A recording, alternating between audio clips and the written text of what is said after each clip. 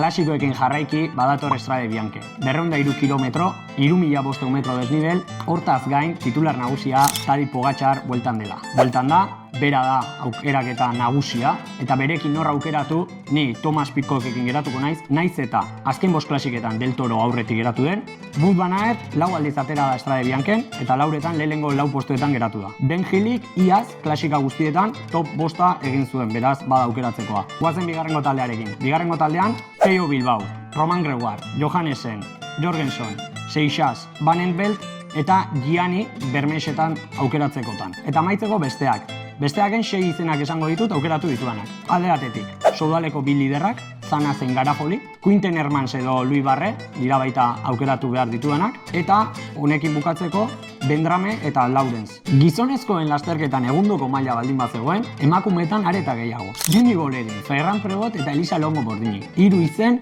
eta 3 irabazle posible. Kopetkik azken Strade Biancheak lehenengo, bigarren eta lehenengo egin ditu. Kim Lecour, Pienar Beriz, Bolerinetik oso gertu ibili da azken klasiketan. Katarinak berriz, 11 urte segidan dijoa artetzen, eta 8 aldiz lortu du top 6a. Eta Anna Vandenbergen berriz, 7 aldiz erten da, eta 6 aldiz lortu du top 5a. Beste hautagaiekin jarraitzen dugu. 5 izen, Paul Peters, hartu beharrekoa, Julien Labouche, klasiketan txukun ibili dena, Elisa Xabi, aurten ondo hasi dena, Trinka Kononel, fidagarria eta gora oso ondo joaten dena, eta amaitzeko Jara Castelain, iazko urtea eta gero ere aukeratzekoa. Ziklokroseetikan datozenekin lanak hartuz, Letizia Borgesi eta Shirin Barragol, ez dago besterik, Van Anrooij. Eta amaitzeko besteak, hemen nasketa bat, ondo daudenak eta ondo ibili denak horrelako klasikoetan. Eta 6 hauek dira aukeratu ditudanak, besterik gabe.